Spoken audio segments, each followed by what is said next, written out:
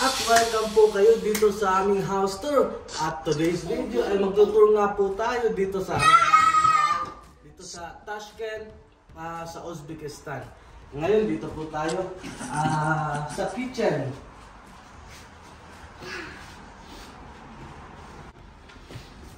At dito nga po tayo sa kitchen. Maliit nga lang po ito pero hindi naman mainit. Kasi naka-open tayo dito Lapos-lapos air.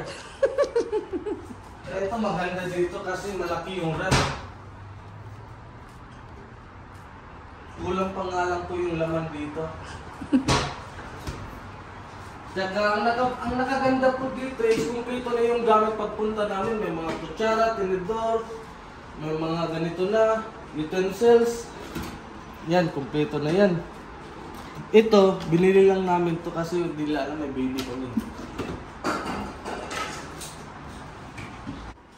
Ngayon po, dito po tayo sa pinakasala namin. Tingnan nyo, ang lapad ng kwarto dito. Dito na rin po kami natutulog kasi nga, doon sa master's bedroom namin, walang aircon. Dito meron, dito malapad. Ito, nakaganito to dati. Diyan, naka-straight. Ngayon, nilagay ko lang dyan para dyan na kami matulog.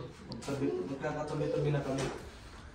So ayun, may TV nga kami dito pero di pa namin to nagagamit kasi iba yung salita dito, iba yung mga nakalagay, di namin maintindihan. Okay sana kung Bisaya lang yun, kaya waray. Ngayon, dito po yung mga gamit namin. Yung mga shoes, dyan sa baba. Diyan puro slide yung mga dito sa cabinet, puro sa baby. Yan. Ngayon po dito tayo sa master's bedroom namin. Yan, ito yung master's bedroom.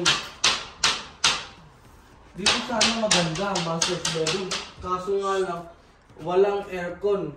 Tingnan nyo, walang aircon dyan. Ang meron lang po dito ay heater.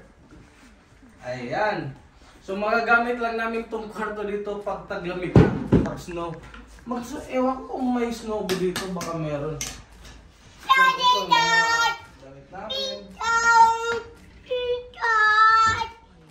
Ayan. Tingnan nyo. Kaya gusto ni baby dito kasi dito kami naglalaro ng tago-taguan. Pumapasok siya dito sa mga cabinet. Ayan, tapos dito tayo sa pangalawang room. Dito. Ayan. Ewan ko ba ngayon ko lang nakita ng kamang ganito, naka-straight lang. Tapos dito na yung papaya namin. Tapos sabi ng may-ari, pwede naman daw namin ito buksan dito para kung may pumasok ng araw. Pero ngayon hapon na kasi, dito siguro alas 6 na ata, pero ang maaraw pa rin. Ayun, tapos dito storage area to. Yun. Storage area to. Tapos ito pala, ito yung carpet doon sa sa may kusina.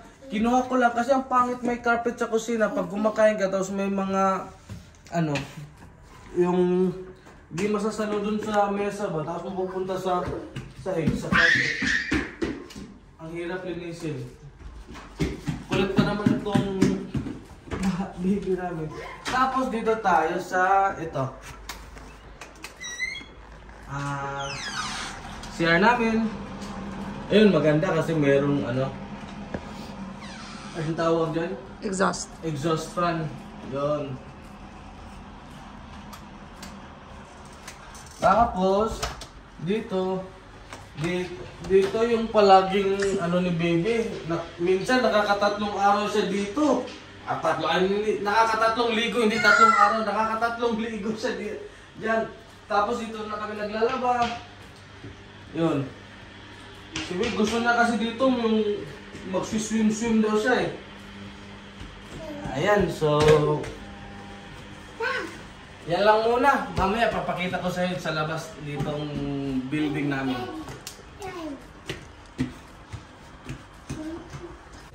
Tara, punta tayo sa labas. Ting! Ayan, nasa labas na po kami ng building namin. Ito po. Ngayon po, mag-iikot-ikot tayo.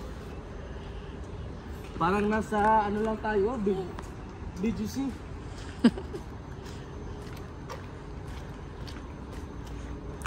Yan po. Ayan po. Mommy.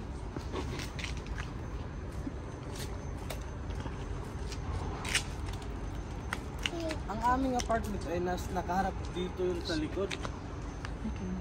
Ayun, punta.